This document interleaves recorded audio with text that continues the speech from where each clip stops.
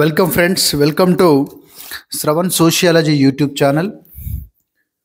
మన ఛానల్ని ఇంతగా ఆదరిస్తున్నటువంటి మీ అందరికీ కూడా ధన్యవాదాలు తెలుపుకుంటూ, అలాగే మరింత మంది విద్యార్థులకు రీచ్ అయ్యే విధంగా షేర్ చేస్తారని ఆశిస్తున్నాను. మీకు నచ్చితే లైక్ కొట్టండి, షేర్ చేయండి. వితిన్ 1 మంత్లోనే, వితిన్ 20 డేస్లోనే మనం 15,000 నుంచి 25K సబ్స్క్రైబర్స్కి వెళ్ళాము. సో ఇంకా మీకు ఫర్దర్గా కూడా ఇంపార్టెంట్ థీమ్స్ మీద, ఇంపార్టెంట్ ర్యాంకింగ్స్ మీద, అంటే మన సోషియాలజీకి సంబంధించినటువంటి ఇంపార్టెంట్ అంశాలన్నీ కూడా అటు తెలంగాణ స్టూడెంట్స్కు, ఏపీ స్టూడెంట్స్కు ఉపయోగపడే విధంగా ఈ ఛానల్లో పొందుపరచడం జరిగింది. సో ఇది కంప్లీట్గా సోషియాలజీ డెడికేట్ చేసినటువంటి channel, right? So being assistant professor in sociology at Mahatma Gandhi university, it is my responsibility to guide the students some extent, and for full classes and full guidance you can take our app, that is Shravan Sociology app, which is available through Google Play Store లో ఉంటుంది. దీన్ని కనుక download చేసుకున్నట్టయితే మీకు 250 రూపాయలకే video క్లాసులు, updates మొత్తం ఉంటాయి. సాధ్యమైనంత వరకు క్వశ్చన్స్ కూడా అందిస్తాం, సాధ్యమైనంత వరకు అంటున్నాం, ఎందుకంటే మార్కెట్లో ఆల్రెడీ మన బిడ్ బ్యాంక్ ఉంది, రిపిటేషన్కి యూజ్ అయిద్దని పెడుతున్నాము. సో 250 రూపీస్లోనే మీకు అప్డేటెడ్ క్లాసులు ఇవన్నీ అందించడం జరుగుతుంది. అలాగే త్వరలో తెలంగాణ స్టూడెంట్స్కు లైవ్ సోషియాలజీ క్లాసెస్, సోషియాలజీ క్లాసెస్కి మినిమం ప్రైసెస్కి మ్యాక్సిమం, అంటే తెలంగాణ స్టూడెంట్స్ కూడా నెక్స్ట్ గ్రూప్ 2 ఇట్లా రాబోతుంది కాబట్టి, సో వాళ్ళకి కూడా test series, updates, latest data, latest classes with recorded videos and live interaction programmes, ఇవన్నీ కూడా జస్ట్ 250 రూపీస్కి అందుబాటులోకి త్వరలో తీసుకురాబోతున్నాము. కాబట్టి ఎవరైతే మన ఛానల్ని ఫస్ట్ టైం చూస్తున్నారో వాళ్ళు సబ్స్క్రైబ్ చేసుకోండి. ఆల్రెడీ ఉన్నటువంటి స్టూడెంట్స్ మీకు ఉపయోగం అనుకుంటే లైక్ కొట్టండి. తర్వాత మీ ఫ్రెండ్స్ కూడా షేర్ చేసే ప్రయత్నం చేయండి, ఎందుకంటే మీరు మీ దగ్గర నుంచి ఎంత ఆదరణ ఉంటే అంత డెడికేటెడ్గా వర్క్ చేసేటువంటి అవకాశం ఉంటుంది. సో దాంతోపాటు ఇప్పుడు నేను ఎక్స్ప్లెయిన్ చేయబోతున్నటువంటి క్వశ్చన్లు అన్నీ కూడా తెలంగాణ స్టూడెంట్స్ కోసం ప్రత్యేకమైనటువంటి బిడ్ బ్యాంక్ ఉంది ఇది. అలాగే ఏపీ స్టూడెంట్స్ కోసం కూడా ప్రత్యేకమైనటువంటి బిడ్ బ్యాంక్ మార్కెట్లో ఉంది. సో ఖచ్చితంగా మినిమం ఈ బిడ్ బ్యాంక్ చదివితే కనుక మీకు క్విక్ రివ్యూ జరుగుతుంది. కనీసం 20 మార్క్స్ డైరెక్ట్గా కానీ ఇండైరెక్ట్గా మినిమం 20 మార్క్స్ ఇందులో నుంచి వచ్చేటువంటి అవకాశం ఉండదని నేను చెప్పగలుగుతున్నాను, నాకు ఉన్నటువంటి ఎక్స్పీరియన్స్, ఎక్స్పర్టైజ్ తోటి. రావచ్చు, రాకపోవచ్చు, but so I hope, okay. ఎందుకంటే ఇది పెద్ద పేజీలు చేయలేదు, సిలబస్ ప్రకారం మాత్రమే రాసాము, అవసరం ఉన్నటువంటి బిట్లే రాసాము అనమాట, అన్ని డైమెన్షన్లో ఒక్కొక్క టాపిక్ తీసుకొని. కాబట్టి ఇది ఏపీ స్టూడెంట్స్కి ఉంది బిడ్ బ్యాంక్, ఇది మీరు తీసుకోవచ్చు మీరు ఆన్లైన్లో, రైట్? లేదంటే ఒక 250 రూపీస్కి మీరు బేర్ చేయగలిగితే కనుక మన యాప్లో ఫుల్ క్లాసులు ఉన్నాయి. సో రైట్, దిస్ మహిళ అనేటువంటి టాపిక్ మీకు ఏపీ స్టూడెంట్స్కి ఉంది, తెలంగాణ స్టూడెంట్స్కి ఉంది. తెలంగాణ స్టూడెంట్ చూసినప్పుడు ఫస్ట్ యూనిట్లో మహిళ అని ఉంది, సెకండ్ యూనిట్లో మహిళలపై హింస ఉంది, అలాగే థర్డ్ యూనిట్లో మహిళా ఉద్యమాలు ఉన్నాయి, ఫోర్త్ యూనిట్లో మహిళా సంక్షేమం ఉంది, అలాగే ఫిఫ్త్ యూనిట్లో తెలంగాణలో బాలికలు అనేటువంటి టాపిక్ ఉంది, జోగిని దేవదాసి అని మహిళలకు సంబంధించింది ఉంది. అది తెలంగాణ స్టూడెంట్స్. ఏపీ స్టూడెంట్స్కి వచ్చినప్పుడు ఫస్ట్ యూనిట్లో మహిళ అని ఉంది, సెకండ్ యూనిట్లో మహిళలపై జరుగుతున్నటువంటి హింస అని ఉంది, థర్డ్ యూనిట్లో మహిళా సంక్షేమం ఉంది, ఓకే. అయినా సరే మన బుక్లో మహిళా ఉద్యమాల గురించి ఏపీ స్టూడెంట్స్ కూడా అడిషనల్ నోట్స్ కింద ఎక్స్ప్లెయిన్ ఇవ్వడం జరిగింది, క్లాసులు కూడా చెప్పడం జరిగింది యాప్లో. సో ముందైతే మహిళ గురించి, మహిళపై జరుగుతున్న హింస గురించి, మహిళా సంక్షేమం గురించి చదవండి ఏపీ స్టూడెంట్స్. మీకు టైం కనుక ఉంటే మహిళా ఉద్యమాలు చదవండి. సో రైట్, మనం లేట్ చేయకుండా టాపిక్లోకి వెళ్ళిపోదాం. సో ఈ మహిళ అనేటువంటి టాపిక్ నుంచి బేసిక్గా కాన్సెప్చువల్ క్వశ్చన్స్ అడిగేటువంటి ఛాన్స్ ఉంటుంది. ఎందుకు అంటున్నా అంటే కాన్సెప్చువల్ క్వశ్చన్స్ అడిగేటువంటి ఛాన్స్ ఉంటుంది ఎందుకంటున్నా అంటే, సో ఇది థియరిటికల్ ఆస్పెక్ట్. మహిళలపై హింస అనే దగ్గర హింస రేట్లు ఎట్లా ఉన్నాయి, మహిళా సంక్షేమం దగ్గర మహిళా చట్టాల గురించి ఇవి అడగచ్చు, మహిళా సంక్షేమ కార్యక్రమాలు. ఇక్కడ ఫస్ట్ యూనిట్లో మహిళ అని పెట్టాడు. ఫస్ట్ యూనిట్లో మహిళ అని పెట్టడంలో గల ఉద్దేశం ఏంటంటే, భారతీయ సామాజిక నిర్మాణంలో మహిళ అని మనం అర్థం చేసుకోవాలి. పితృస్వామ్యం అంటే ఏంటిది, మాతృస్వామ్యం అంటే ఏంటిది, లింగపరమైనటువంటి భావనలకు సంబంధించినటువంటి అంశాలు. సో లింగం అంటే ఏంటిది, జైవికత అంటే ఏంటిది, జెండర్ అంటే ఏంటి, మహిళల యొక్క స్థితిగతులను, మహిళల యొక్క అంతస్తులను, భారతీయ సమాజంలో మహిళల యొక్క స్థితిగతులను తెలిపేటువంటి ఇండికేటర్లు, వాటి మీద క్వశ్చన్స్ పడేటువంటి ఛాన్స్ ఉంటుంది. So our first question is gender అనగా ఏంటి అని అంటున్నాడు.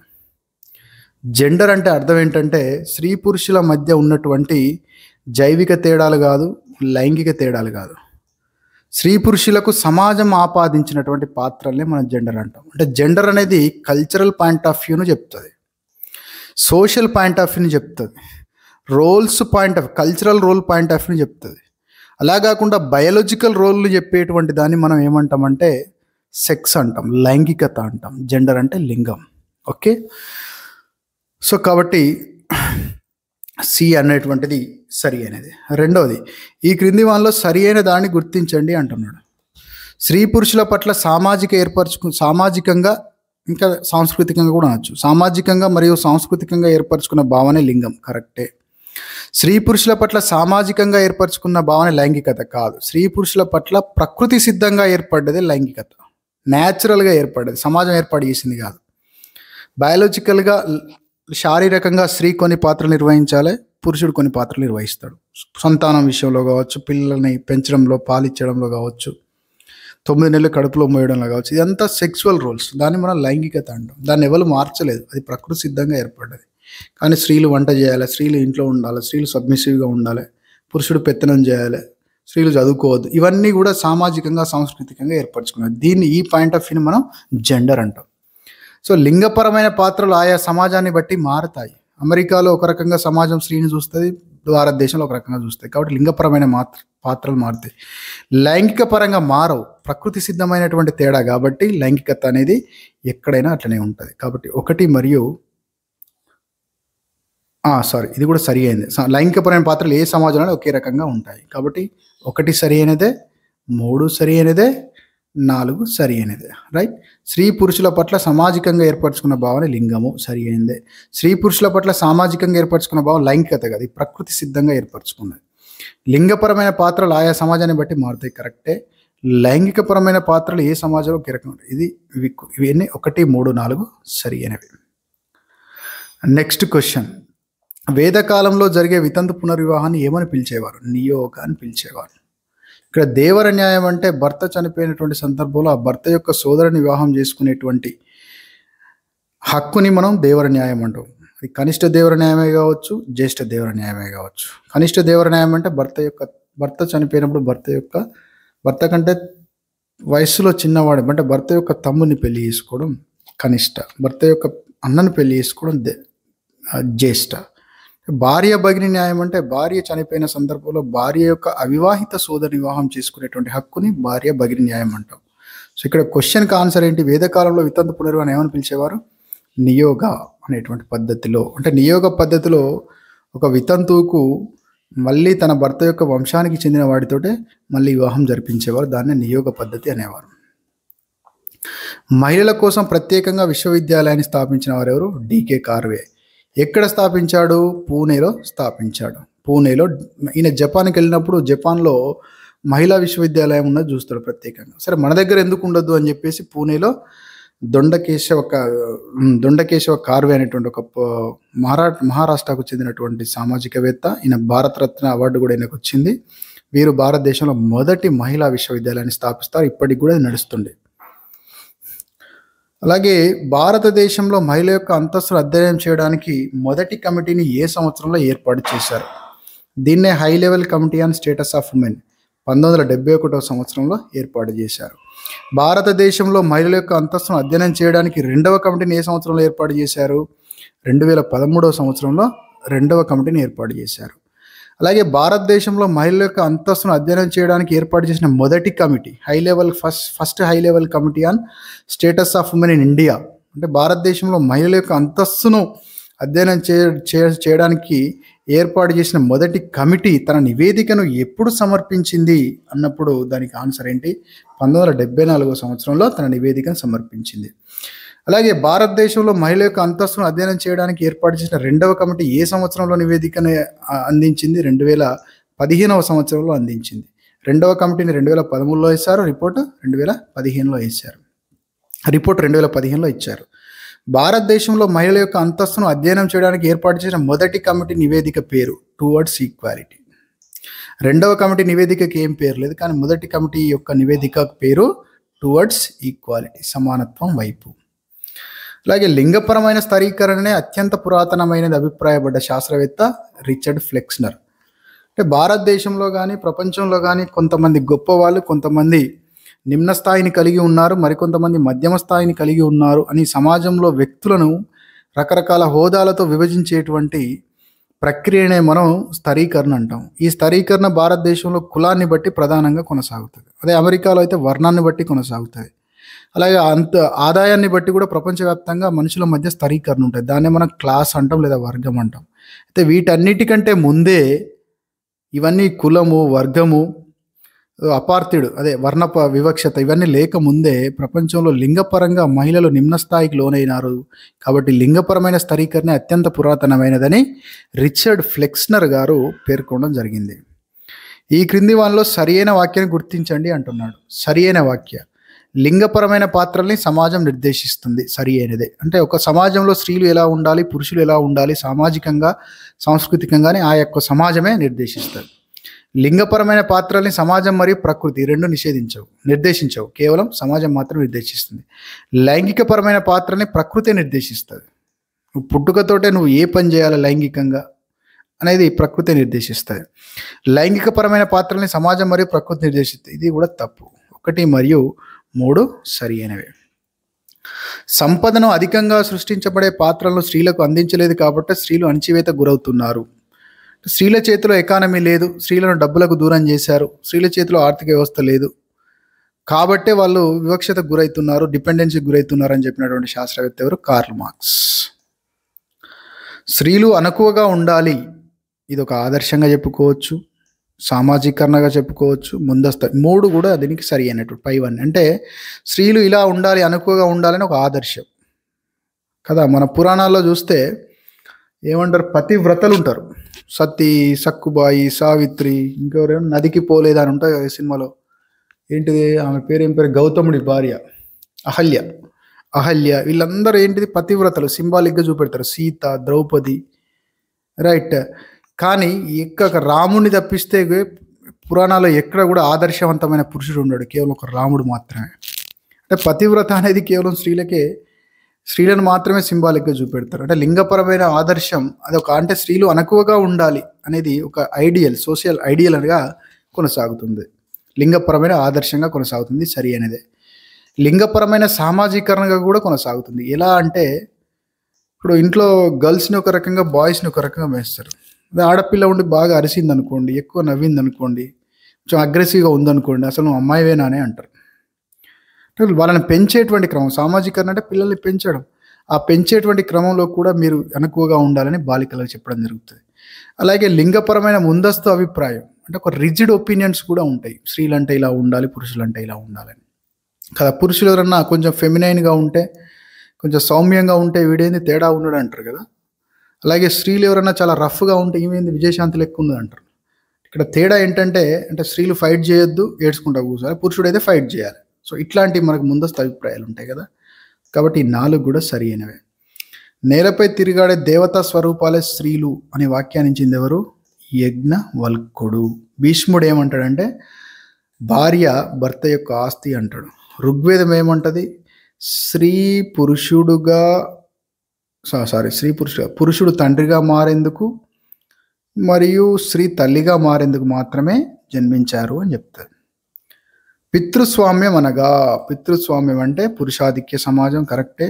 స్త్రీ ఆధిక్య సమాజం కాదు. స్త్రీ ఆధిక్య సమాజం అంటే మాతృస్వామ్యం.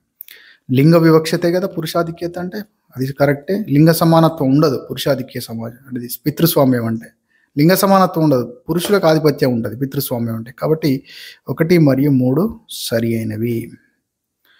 జోహార్ పద్ధతి ఎప్పుడు ఆవిర్భవించింది? జోహార్ పద్ధతి ఎప్పుడు ఆవిర్భవించింది అనడం కంటే కూడా ఎప్పుడు తీవ్రంగా ఉంది అని క్వశ్చన్ కరెక్ట్.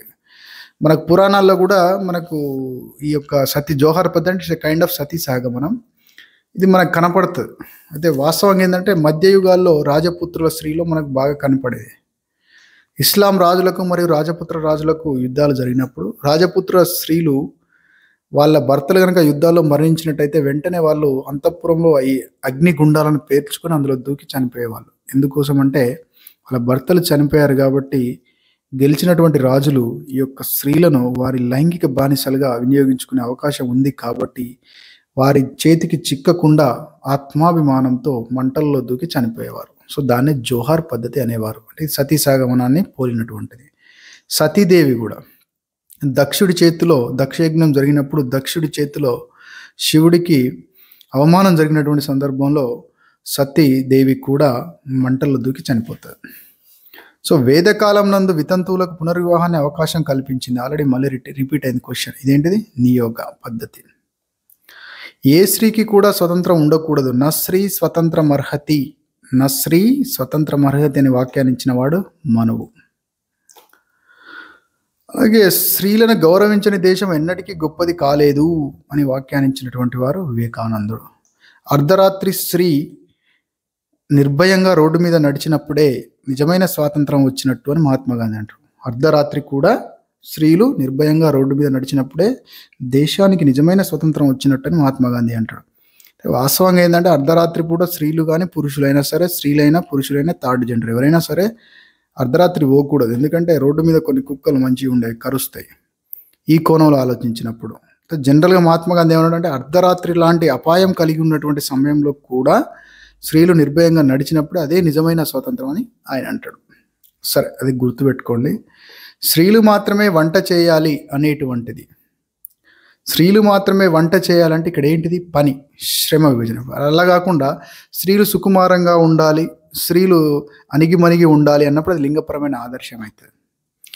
స్త్రీలు మాత్రమే వంట చేయాలనేది ఇక్కడ సూటబుల్, మోస్ట్ అప్రోప్రియేట్ ఏంటంటే లింగపరమైన శ్రమ విభజన. రైట్. స్త్రీలు పిల్లల్ని సాకాలి అన్నప్పుడు అది లింగపరమైన పాత్ర అవుతుంది. స్త్రీలు పతి యొక్క మాటను జవదాటకూడదు అన్నప్పుడు అది లింగపరమైన ఆదర్శం అవుతుంది. భారతదేశంలో మొట్టమొదటిసారిగా స్త్రీల విద్యకు సంబంధించిన విధానమైన వుడ్స్ తాకిది బ్రిటిష్ వారి కాలంలో వచ్చింది. ఫస్ట్ టైం భారతదేశ చరిత్రలో స్త్రీల విద్య కోసం ప్రస్తావించిన మొట్టమొదటి ఒక డాక్యుమెంట్ ఇది వుడ్స్ డిస్పాచ్ లేదా వుడ్స్ తాకిద్. ఇది ఎప్పుడంటే ఇక్కడ 1954 అని పడ్డది బిడ్ బ్యాంక్లో. సరి చేసుకోండి అమ్మా, ఇది 1854. రైట్, సరి చేసుకోండి. నెక్స్ట్ క్వశ్చన్, ఈ క్రింది వాన్లో సరి అయినవేవి? ఈ క్రింది వాన్లో సరి అయినవేవి అంటున్నాడు. సో ఇది ఏంటి? Demographic details. ఇవి రెండు సరి అయినవి. భారతదేశంలో స్త్రీల నిష్పత్తి 493, భారతదేశ గ్రామాలలో లింగ నిష్పత్తి 949. 1, 2 సరి అయినవి. ఈ క్రింది వాన్లో సరి అయినవేవి? మళ్ళీ జనాభాకు సంబంధించిందే అడుగుతున్నాడు. ఓకే, ఇందులో భారతదేశంలో బాలయందు లింగ నిష్పత్తి 919. అయితే కొన్ని పుస్తకాలు అంటే కొన్ని గవర్నమెంట్ లెక్కల్లో, గవర్నమెంట్ రికార్డ్స్లో ఒక దగ్గర 919 ఉంది, కొన్నిటి దగ్గర 918 ఉంది. 18 ఇస్తే 19, 19 ఇస్తే 18. ఓకే, అది గుర్తుపెట్టుకోండి. రెండవది, భారతదేశంలో బాలయందు లింగ నిష్పత్తి, ఇది తప్పు. భారతదేశంలో బాలయందు, గ్రామీణ భారతదేశంలో బాలయందు లింగ నిష్పత్తి 923. ఇది సరి అయినది. ఇది సరి అయినది కాదు. 1, 3 సరి అయినవి. ఈ క్రింది వాళ్ళలో సరి అయిన దాన్ని గుర్తించండి అంటున్నాడు. క్రింది వాళ్ళలో సరి అయిన దాన్ని గుర్తించండి. లింగ నిష్పత్తి అధికంగా ఉన్న కేంద్రపాలిత ప్రాంతం పుదుచ్చేరి సరి అయిందే, ఢిల్లీ కాదు. లింగ నిష్పత్తి అత్యల్పంగా ఉన్నటువంటి కేంద్రపాలిత ప్రాంతం, లింగ నిష్పత్తి అత్యల్పంగా ఉన్నటువంటి కేంద్రపాలిత ప్రాంతం లక్షద్వీప్ కాదు. లింగ నిష్పత్తి అత్యల్పంగా ఉన్నటువంటి కేంద్రపాలిత ప్రాంతం డయ్యూ డామన్. 1 మరియు 4 సరి అయినవి. జనరల్గా మనం ఏం చదువుతాం? లింగ నిష్పత్తి అధికంగా ఉంది అని కేరళ అని, లింగ నిష్పత్తి అత్యల్పంగా ఉంది రాజస్థాన్ అని ఇట్లా చదువుకుంటాం. కానీ అక్కడ రివర్స్ అడుగుతాడు, కేంద్రపాలిత ప్రాంతాలు అడుగుతాడు. అలాగే ఈ క్రింది వాన్లో సరి అయినది ఏది అంటున్నాడు. ఈ క్రింది వాన్లో సరి అయినది ఏది అంటున్నాడు. భారతదేశంలో బాలయందు లింగ నిష్పత్తి, భారత పట్టణాల్లో బాలయందు లింగ నిష్పత్తి 905 సరి అయినదే. బాలయందు లింగ నిష్పత్తి అధికంగా ఉన్నటువంటి రాష్ట్రం మిజోరాం. పెద్దవాళ్ళ లింగ నిష్పత్తి అధికంగా ఉంది కేరళ. మరి బాలల విషయంలో లింగ నిష్పత్తి అధికంగా ఉన్నటువంటి రాష్ట్రం మిజోరాం. 1 మరియు 3 సరి అయినది. ఈ క్రింది వాన్లో సరి అయినది ఏది అంటున్నాడు. మళ్ళీ ఈ క్రింది వాన్లో సరి అయినది ఏది? జాతీయ స్థాయిలో మహిళల యొక్క అక్షరాస్యత 64.64. ఇండికేటర్స్ ఎందుకైనా మంచిది, నేను ఒకసారి క్రాస్ చెక్ చేస్తూ చెప్తా. జాతీయ స్థాయిలో మహిళల అక్షరాస్యత 64.64 సరి అయినదే. భారత గ్రామాల్లో మహిళల అక్షరాస్యత, భారత గ్రామాలలో మహిళల అక్షరాస్యత అంటున్నాం. జాతీయ స్థాయిలో మహిళల అక్షరాస్యత 64.64 కరెక్టే. భారత గ్రామాలలో మహిళల అక్షరాస్యత 57.93 కరెక్టే. భారత పట్టణాలలో మహిళల అక్షరాస్యత 79.11 కరెక్టే. మహిళా అక్షరాస్యత అధికంగా ఉన్న రాష్ట్రం కేరళ, ఇది కూడా కరెక్టే. 92% మంది మహిళలు కేరళలో అక్షరాస్యులే. మహిళల అక్షరాస్యత అత్యల్పంగా ఉన్నటువంటి రాష్ట్రం రాజస్థాన్. రాజస్థాన్లో మహిళా అక్షరాస్యత కేవలం 52.7%. కాబట్టి ఈ 5 కూడా సరి అయినవే. రైట్. అండ్ అగైన్ 27వ క్వశ్చన్. జాతీయ స్థాయిలో శిశు మరణాల రేటు 35.2, అంటే ఇన్ఫాంట్ మోర్టాలిటీ రేట్ NFHS 5 ప్రకారము జాతీయ స్థాయిలో ఇండియాలో ఇన్ఫాంట్ మోర్టాలిటీ రేట్, ఒక సంవత్సరం నిండక ముందే చనిపోయేటువంటి శిశువుల సంఖ్య ప్రతి 1000 మందికి, రైట్, ఎంతమంది అంటున్నాడు? 35.12 అంటున్నాడు శిశు మరణాల rate. So infant mortality rate 35.2 కరెక్టే, ఇది సరి అయినదే. ఈ డేటా అంతా కూడా క్రాస్ చెక్ చేస్తూ చెప్తున్నా, యూ డోంట్ వరీ.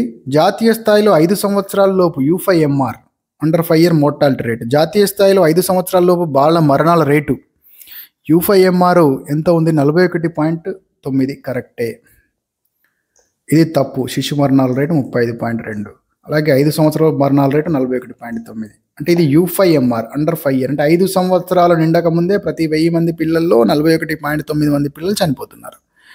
అలాగే ప్రతి 1000 మంది పిల్లల్లో సంవత్సరం నిండక ముందే 35.2 మంది చనిపోతున్నారు. ఇది గుర్తుపెట్టుకోవాలి, రైట్. కాబట్టి ఇలా ఆన్సర్ ఏంటిది? 1 మరియు సరి అయినది అంటున్నాడు. సరి అయినది ఏమంటున్నాడు? సరి అయినది. ఇక్కడ ఆన్సర్ తప్పించినట్టున్నాం.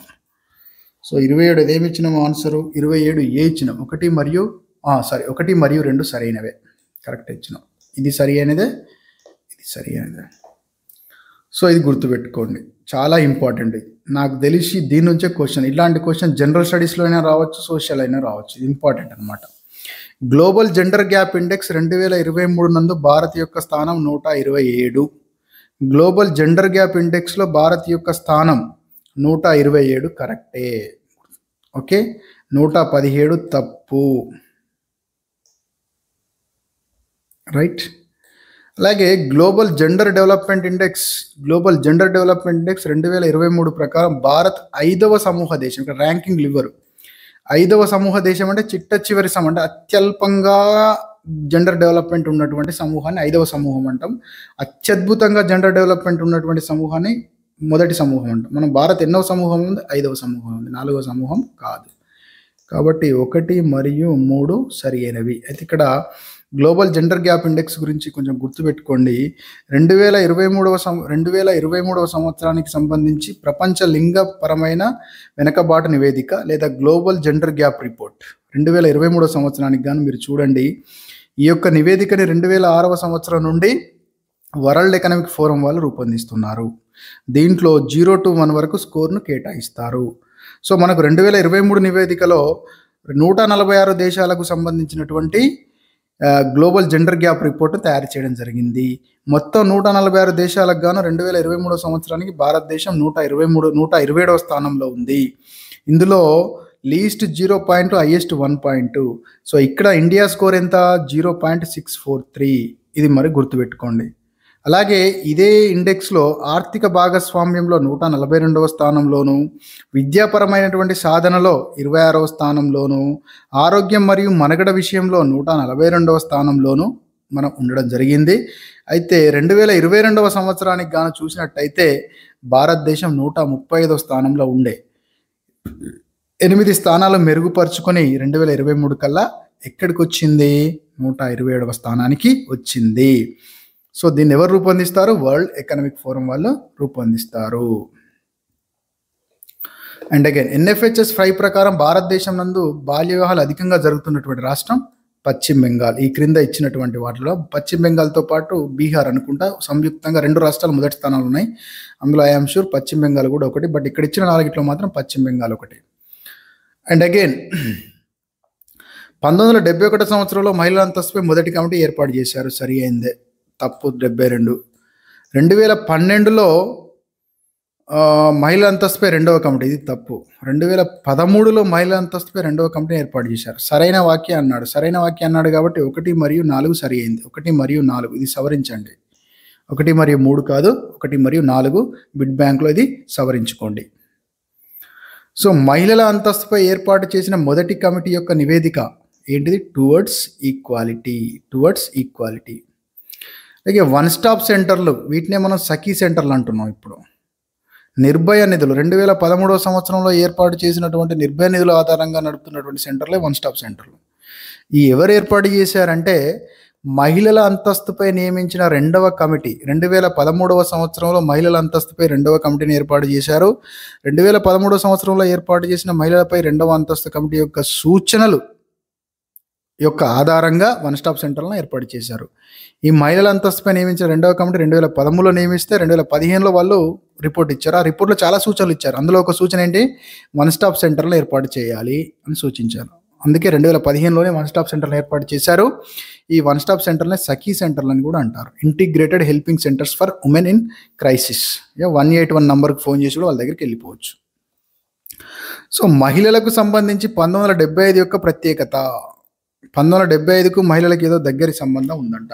ఆ ప్రత్యేకత ఏంటి అని అడుగుతున్నాడు. సో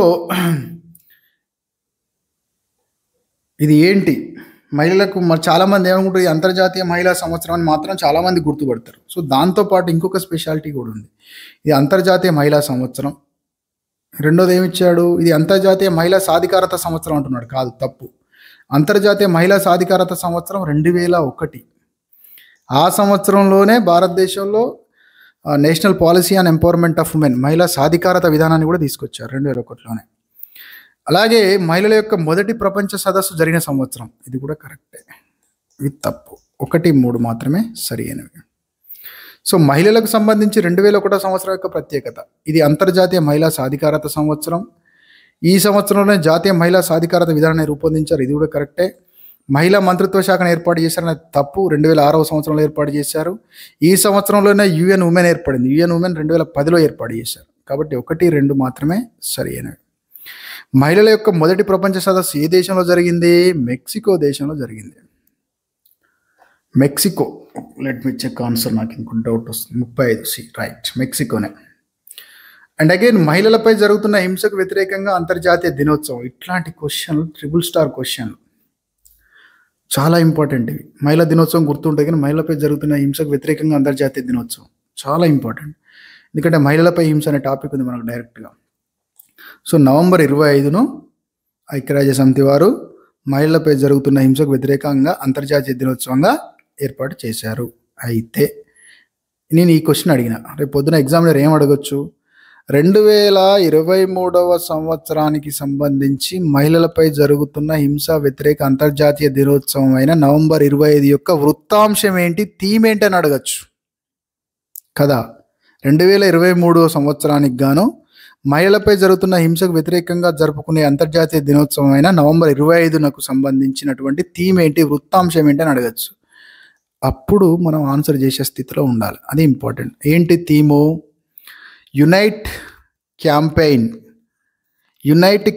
అనేటువంటి, క్యాంపెయిన్ అంటే ఒక ఏమంటారు, క్యాంపెయిన్ అంటే ఒక ప్రచార చర్య, ప్రచార కార్యక్రమం. క్యాంపెయిన్ చేయడం, ప్రచార కార్యక్రమం. ఎప్పటి నుంచి ఎప్పటి వరకు జరిపారు? ఇక్కడ క్లియర్గా ఇచ్చాడు చూడండి. ఎప్పటి నుంచి ఎప్పటి వరకు జరిపారు? నవంబరు 25, అంటే మహిళలపై జరుగుతున్న హింసకు వ్యతిరేకంగా దినోత్సవం అయినటువంటి నవంబర్ 25 నుంచి డిసెంబర్ 10 వరకు, అంటే 15 రోజులు ఈ క్యాంపెయిన్ జరిగింది. ఈ క్యాంపెయిన్ పేరేంటి? Unite campaign. దేనికోసం ఈ క్యాంపెయిన్? మహిళలపై జరుగుతున్న హింసకు వ్యతిరేకంగా ఉన్నటువంటి నవంబర్ 25, 2023వ సంవత్సరానికి సంబంధించి 15 రోజుల పాటు జరిగినటువంటి క్యాంపెయిన్ ఇది. నవంబర్ 25 నుంచి డిసెంబర్ 10. నవంబర్ 25 అంటే మహిళలపై జరుగుతున్న హింసకు వ్యతిరేక దినోత్సవం. మరి డిసెంబర్ 10 వరకు ఎందుకు తీసుకున్నారు? డిసెంబర్ 10 అంటే మీకు లైట్ వెలగాలి. డిసెంబర్ 10 అంటే ఏంటిది? మానవ హక్కుల దినోత్సవం. మహిళపై హింస జరుగుతుందంటే మానవ హక్కులలో భాగం, మానవ హక్కులు ఉల్లంఘన జరిగినట్టే కదా. అందుకనే నవంబర్ 25 మహిళలపై జరుగుతున్న హింసకు వ్యతిరేక దినోత్సవం నుండి అంతర్జాతీయ మానవ హక్కుల దినోత్సవం డిసెంబర్ 10 ఈ మధ్య కాలంలో యునైట్ క్యాంపెయిన్ అనేటువంటి ఒక క్యాంపెయిన్ 16 days ఆఫ్ యాక్టివిజాన్ని తీసుకొచ్చారన్నమాట. ఇది క్యాంపెయిన్. ఏం క్యాంపెయిన్? Unite campaign. ఎన్ని రోజులు? 16 రోజులు, November 25 నుంచి December 10 వరకు. అయితే మరి దీని యొక్క థీమ్ ఏంటంటే invest to prevent violence against women and girls. దీని యొక్క థీమ్ అన్నప్పుడు ఏమవుతుంది? Invest to prevent violence against women's and girls అవుతుంది. క్యాంపెయిన్ ఏంటిది? యునైట్ అనేటువంటి ఒక క్యాంపెయిన్ November 20 నుంచి December 10 వరకు జరిపారు. సో ఇది మీరు గుర్తుపెట్టుకోవాలి. ఓకే, నెక్స్ట్ ఇది ఒక different question. Science and technology రంగంలో, విజ్ఞాన రంగంలో మహిళలు మరియు బాలికల అంతర్జాతీయ దినోత్సవం. అంటే girls and women in technology field.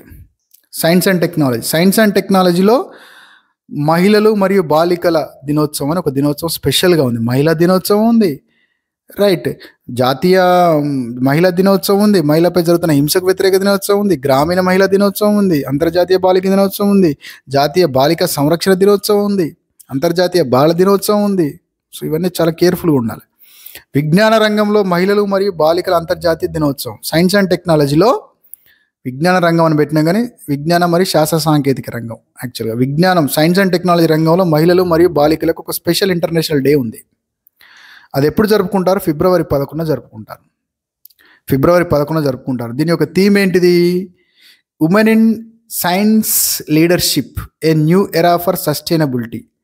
అంటే నేను ఎందుకు ఇచ్చిన 2023 థీమ్ ఇస్తున్నా, 2024 థీమ్ ఇస్తున్నా. ఎందుకంటే ఇది మొన్న జరిగింది, February 11 జరిగింది. ఒకవేళ February 11 కంటే ముందే, అంటే ఇంకా రాలేదు, నెక్స్ట్ February 11, సారీ, ఈరోజు నేను క్లాస్ చెప్తున్నా, ఈరోజు February 1 ఈరోజు నేను క్లాస్ చెప్పేది. నెక్స్ట్ ఇంకొక 9 రోజులకు ఉంది, February 1, 2024, ఈరోజు నేను క్లాస్ చెప్తున్నా. సో ఇంతకంటే ముందే కనుక మీ ఎగ్జామినర్ పేపర్ తయారు చేసి ఉంటే కనుక 2023 అడుగుతాడు. దీని తర్వాత చేసి ఉంటే కనుక 2024 అడుగుతాడు. నాకు తెలిసి 24వ తారీఖు ఎగ్జామ్ కాబట్టి పేపర్లు ప్రింట్ చేయాలి కాబట్టి ఒకవేళ అడిగితే 2023 అడగచ్చు, బట్ 2024 కూడా గుర్తుపెట్టుకోండి. ఎనీవే, విజ్ఞాన రంగంలో మహిళలు మరియు బాలికల అంతర్జాతీయ దినోత్సవాన్ని ఎప్పుడు జరుపుకుంటారు? February 11 జరుపుకుంటారు. 2024 February 11 యొక్క థీమ్ ఏంటిది? Women in science leadership, a new era of sustainability. ఇక్కడ ఉంది చూడండి. అలా 2023కు సంబంధించి ఏంటిది? Innovate, demonstrate, elevate, advance. That is idea. Innovate, demonstrate, elevate and advance. That is idea. తర్వాత ఇంకేముంది? Continuation. Bringing communities forward for sustainable and equitable development 2023. కాబట్టి 23ది గుర్తుపెట్టుకోండి, 24ది గుర్తుపెట్టుకోండి, రైట్. Next question. అంతర్జాతీయ బాలికా దినోత్సవం October 11 కరెక్టే. అంతర్జాతీయ బాల దినోత్సవం November 20 కరెక్టే. జాతీయ బాలికా సంరక్షణ దినోత్సవం January 24 కరెక్టే. గ్రామీణ మహిళా దినోత్సవం October 15. ఇవన్నీ కరెక్టే. ఈ 4 సరి అయినవే. బట్ ఇక్కడ థీమ్స్ ఇంపార్టెంట్ అను. ఏముంది? అంతర్జాతీయ ఇంటర్నేషనల్ గర్ల్ చైల్డ్ డే యొక్క థీమ్ ఏంటిది? Invest girls rights, our leadership, our wellbeing. ఇది చాలా important. Invest girls right, our leadership, our wellbeing. Okay, ఇది అంతర్జాతీయ బాలికా దినోత్సవమైన October 11కు సంబంధించినటువంటి లేటెస్ట్ థీమ్. 2023 సంవత్సరం, ఇంకా 2024 రాలే కాబట్టి. అలాగే నెక్స్ట్ ఏముంది? November 20 ఇది అంతర్జాతీయ బాల దినోత్సవం. ఎందుకంటే ఈ రోజే United nations child rights convention అమల్లోకి వస్తుంది. అది అమల్లోకి కాదు, ఏర్పాటు చేస్తారు.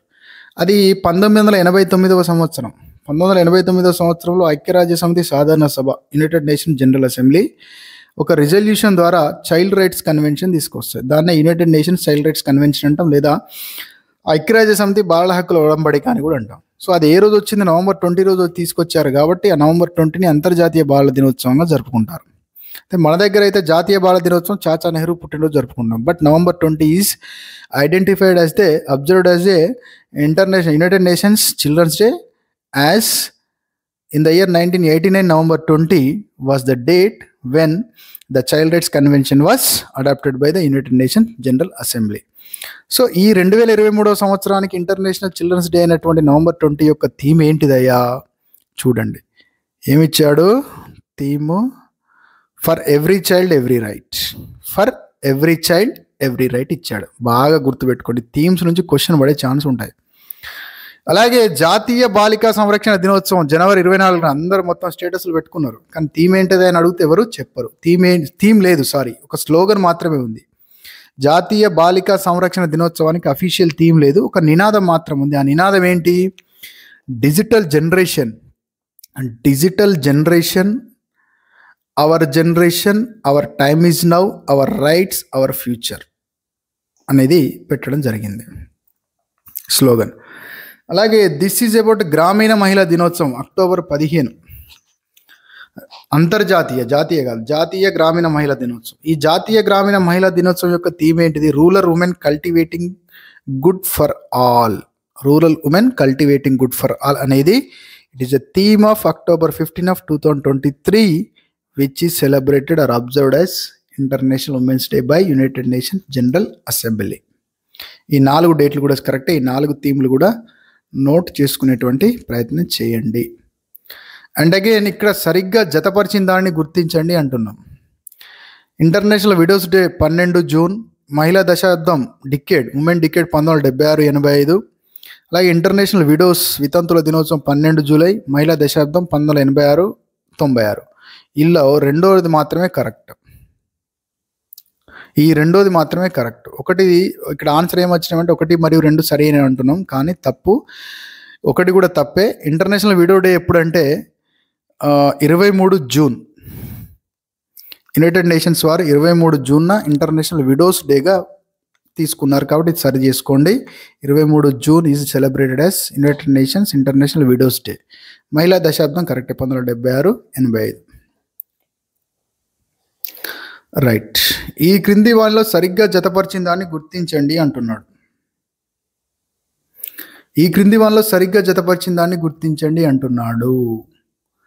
సో మీ అందరికీ తెలుసు, అంతర్జాతీయ కుటుంబ దినోత్సవం ఎప్పుడు? 1994. ఈ అందరికీ తెలుసు, చాలామందికి, ప్రతి ఒక్కరు తెలుసు. బ్రహ్మానందం కూడా దీనికి ఆన్సర్ కరెక్ట్గా పెడతాడు. అంతర్జాతీయ కుటుంబ సంవత్సరం 1994. అలాగే అంతర్జాతీయ కుటుంబ సంవత్సరం 2004 అంటున్నాం, ఇది తప్పు. ఇక్కడ ఇక్కడ నుంచి మూడో ఆప్షన్ ఏమి ఇచ్చాము? బీజింగ్ డిక్లరేషన్ ఫర్ ఉమెన్ 1995, ఇది కూడా కరెక్టే.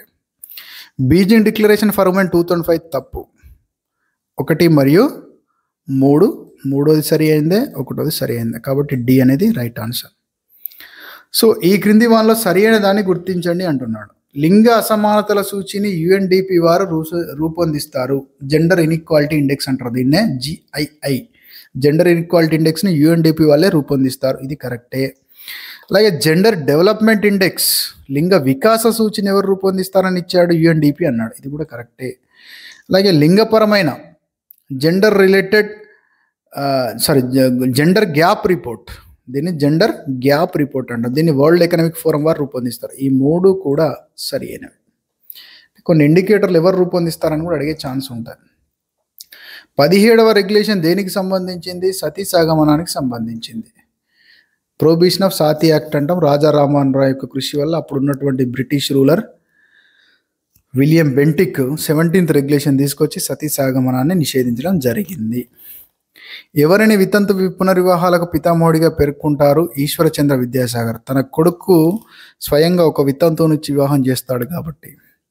హరవిలాస్ శారద ఎవరు? చైల్డ్ మ్యారేజ్కి అంటే బ్రిటిష్ ఇండియా వారు చైల్డ్ మ్యారేజ్ అంటే వివాహ వయస్సు మీద వేసినటువంటి కమిటీకి చైర్మన్గా హరవిలాస్ శారద ఉన్నారు. వీరి సూచనల మేరకే చైల్డ్ మ్యారేజ్ రెస్ట్రిక్ట్ యాక్ట్ని 1929 సంవత్సరంలో తీసుకొస్తారు, కాబట్టి దాన్నే శారదా చట్టం అంటాం కదా. రాజా రామ్మోహన్ రాయ్ ఏంటిది? భారతదేశ పునర్వికాస పితామహుడిగా పేర్కొంటారు.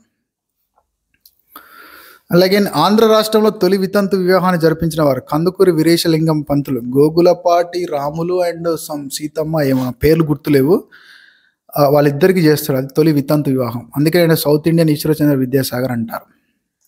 రైట్. గురజాడ అప్పారావు కన్యాశుల్కం. రైట్. కందుకూరి వీరేశలింగం పంతులు ధవళేశ్వరంలో మొదటి బాలికా పాఠశాల కరెక్టే. భారతదేశంలో మొదటి మహా యూనివర్సిటీని DK కార్వే కరెక్టే. All India women conference Margaret cousins కరెక్టే. పూనా సేవా సదన్ పండిట్ రమాబాయ్ కరెక్టే. 4 కరెక్టే. సెల్ఫ్ ఎంప్లాయిడ్ ఉమెన్ అసోసియేషన్కు సంబంధించి సరైన దాన్ని గుర్తించండి. ఇది చాలా ఇంపార్టెంట్. 2-3 సార్లు ప్రీవియస్ క్వశ్చన్స్లో కూడా అడిగారు కాబట్టి దీన్ని నేను మెన్షన్ చేయడం జరిగింది. సో ఇది 1972లో ఏర్పడింది. కరెక్టే. 1970లో కాదు, 1972వ సంవత్సరంలో ఏర్పడింది.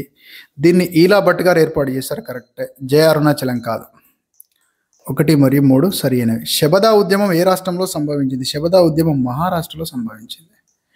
సారాయి వ్యతిరేక ఉద్యమం వర్ధినేని రోషమ్మ నెల్లూరు జిల్లా దూబగుంటలో ప్రారంభించారు. దీన్ని సారాయి వ్యతిరేక ఉద్యమానికి సంబంధించి సరి అయిన దాన్ని గుర్తించండి. దీన్ని వర్ధినేని రోషమ్మ ప్రారంభించింది. అలాగే 1990-92 మధ్యకాలం. కరెక్టే. ఇది సరి అయింది. రాజమ్మ కాదు, ఇది కాదు. 1, 2 సరి అయినవి. దేవాలయ ప్రవేశ ఉద్యమం తృప్తి దేశాయ్ భూమాత బ్రిగేడ్ అనే సంస్థ పెట్టి ఆమె అయ్యప్ప టెంపుల్కి వెళ్ళాలి, శనిసింగనాపూర్ టెంపుల్లోకి మహిళలను ప్రవేశించవేయాలి. ఆల్రెడీ సక్సెస్ అయింది. ఈమె చేసిన కృషి వలనే శనిసింగనాపూర్ టెంపుల్లోకి మహిళల యొక్క ప్రవేశం సాధ్యమయ్యింది. అలాగే భూమాత బ్రిగేడ్ అనే సంస్థ ద్వారా మహిళలకు అన్ని దేవాలయాల ప్రవేశం కోసం ఉద్యమించిన వారు ఇంతకుముందు చెప్పిన తృప్తి దేశాయ్ ఆమె పెట్టిన సంస్థ భూమాత బ్రిగేడ్. మీటూ ఉద్యమానికి సంబంధించి ఇది కొంచెం గుర్తుపెట్టుకోండి. లైంగిక దాడులకు వ్యతిరేకంగా. కరెక్టే. దీన్ని తరానా బుర్కే గారు ప్రారంభించారు. అంటే లైంగిక దాడుల వ్యతిరేకంగా అంటే స్త్రీలపై ఒకప్పుడు జరిగిన లైంగిక దాడులను ఇప్పుడు బయటికి తీస్తూ వారిలో దాగి ఉన్నటువంటి ఒక భావాన్ని, ఒక 10 సంవత్సరాల కింద ఒక మహిళ ఒకటి చేతిలో లైంగిక దాడికి గురైంది. అప్పుడు ఆమె ఎదిరించే పరిస్థితి లేదు. ఇప్పుడు ఆమెకు ధైర్యం వచ్చింది. సోషల్ మీడియా ద్వారా ఎదిరిస్తున్నది. ఫలానా వ్యక్తి నన్ను ఇట్లా చేశాడని చెప్తుంది. దీన్నే మీటూ ఉద్యమంగా స్టార్ట్ అయింది. సో ఇది లైంగిక దాడుల వ్యతిరేకంగా జరిగింది. దీన్ని తరానా బుర్కే గారు ప్రారంభించారు. ఇండియాలో తనుశ్రీ దత్తా గారు ప్రారంభించారు, నానా పటేకర్ మీద ఆరోపణలు చేస్తూ. ఇది కూడా కరెక్టే. ఈ ఉద్యమ స్ఫూర్తితోటే యూటూ ఉద్యమం ప్రారంభమైంది. ఇది కూడా కరెక్టే. మీటూ ఉద్యమం అంటే అర్థం ఏంటంటే ఒక స్త్రీ ఒకప్పుడు తన మీద జరిగినటువంటి లైంగిక దాడిని ప్రస్తుతం నిర్భయంగా బయటి సమాజానికి చెప్పుకోవడాన్ని మీటూ ఉద్యమం అన్నాం.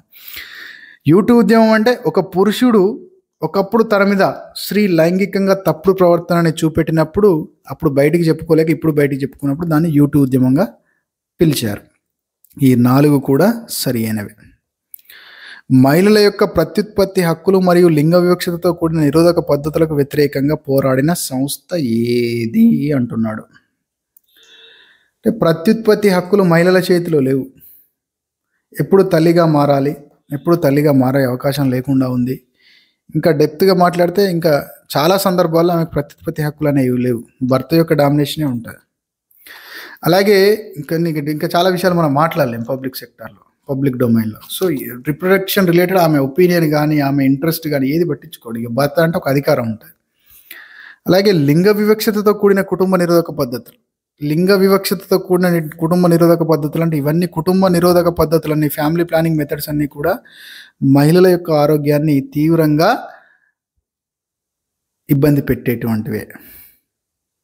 ఎగ్జాంపుల్ యూసేజ్ ఆఫ్ కండోమ్ తప్ప మిగతా అన్నీ కూడా ఓరల్ పిల్స్ కానీ, తర్వాత గర్భ నిరోధక మాత్రలు కానీ, లేకపోతే ఇంకా డిఫరెంట్ ఫ్యామిలీ ప్లానింగ్ మెథడ్స్ ఉంటాయి. అవన్నీ కూడా అంటే అన్ని రకాల ఫ్యామిలీ ప్లానింగ్ మెథడ్స్ అన్నీ కూడా మహిళలకి ఎక్కువ ఉంటాయి.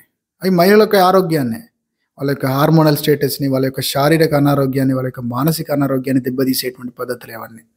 ఇది కరెక్ట్ కాదు అని చెప్పేసి పోరాడినటువంటి సంస్థ ఏది అంటే సహేలి. అంటే మహిళలకు కూడా రిప్రొడక్టివ్ హక్కులు ఉంటాయి, మహిళలకు కూడా ఫ్యామిలీ ప్లానింగ్ హక్కులు ఉంటాయి అని పోరాడినటువంటి ఒక సంస్థ సహేలి.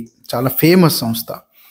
ఏంది సార్ ఇక్కడ మాకు అన్ని ఉద్యమాలు చెప్పిల్లని మీరు అనుకోవచ్చు. కొన్ని క్వశ్చన్లు ఇక్కడ బేసిక్గా ఏది ఇంపార్టెంట్ అంటే ఇందులో మహిళల యొక్క అంతస్తుకు సంబంధించినటువంటి కమిటీలు కానీ, మహిళల యొక్క సంబంధించిన డేట్లు, సంవత్సరాలు కానీ, ముఖ్యంగా ఇండికేటర్స్ ఉన్నాయి చూసిర్రా, ఇది చాలా ఇంపార్టెంట్ అండి. ఈ క్వశ్చన్ ఇది అడిగే ఛాన్స్ ఉంటుంది. మహిళల యొక్క అంతస్తు మీద మొదటి కమిటీ, రెండవ కమిటీ, అలాగే మహిళల అంతస్తుకు సంబంధించినటువంటి కొన్ని ఇండికేటర్స్ ఉన్నాయి కదా, ఆ ఇండికేటర్స్ ఇది లింగ నిష్పత్తులు కానీ, సెన్సస్ డీటెయిల్స్, మిగతా డీటెయిల్స్ కానీ అవి చాలా ఇంపార్టెంట్. సో ఓపిక్గా విన్నందుకు మీ అందరికీ కృతజ్ఞతలు. మీకు నచ్చితే లైక్ కొట్టండి, నచ్చకపోతే సలహాలు ఇవ్వండి. అండ్ అలాగే మనం నెక్స్ట్ వీడియోలో ఎథ్నిసిటీ అనేటువంటి టాపిక్ మీద వీడియోలు చేసుకోబోతున్నాము. దయచేసి ఎవరైతే ఫస్ట్ టైం ఇది చూస్తున్నారో దీన్ని షేర్ చేయండి మీ ఫ్రెండ్స్కి. ఏపీ స్టూడెంట్స్ అయినా, తెలంగాణ స్టూడెంట్స్ అయినా, మనం ఒక సోషల్ ఎంటర్ప్రెన్యూర్ పాయింట్ ఆఫ్ వ్యూలో సాధ్యమైనంత వరకు స్టూడెంట్స్కి గైడెన్స్ ఇవ్వడానికి మీ వంతు సహకారం అందించండి. Thank you.